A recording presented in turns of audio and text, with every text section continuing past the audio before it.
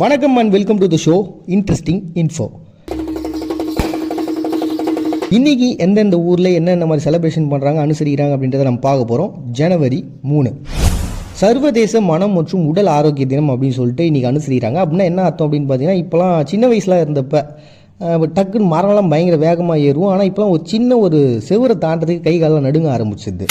ஒரு 4 படிக்கட்டு ஏறினோம்னாலே மூச்செலாம் மேலேயும் கீழேயும் இறங்க ஆரம்பிச்சிருது. அந்தளவுக்கு ரொம்பவுமே உடம்பு பாதிக்கப்பட்டுச்சு அப்படின்னு சொல்லிட்டு நிறைய பேர் புலம்பின்னு இருப்போம்ல. மூட்டி வலிக்குது, கை வலிக்குது, கால் வலிக்குதுன்னு. ஒரு 30 வயசு ஆனாலே எல்லா பிரச்சனையும் உள்ளே வந்துதுப்பா அப்படின்னு சொல்லி புலம்பிக்கினே இருப்போம். ஸோ அப்படி புலம்புற நமக்கு ஒரு கரெக்டான ஒரு நாளாக தான் இந்த நாள் வச்சுருக்கிறாங்க. இது எப்படி உருவாச்சு அப்படின்னு பார்த்தீங்கன்னா, 1970 பில் ஹெட்லர் அப்படின்ற ஒருத்தர் விஸ்கான்சின் பல்கலைக்கழகம்னு ஒன்று இருக்குது. அந்த இடத்துல வந்து டாக்டராக அந்த பல்கலைக்கழகத்தில் பணிபுரியக்கூடிய ஒருத்தராக இருக்கார். ஸோ இவர் தான் முதல்ல இது உருவாரு. ஏண்டா நம்ம உடம்ப நம்ம பார்த்துக்கணும், அவ்வளோதானே. இதுனா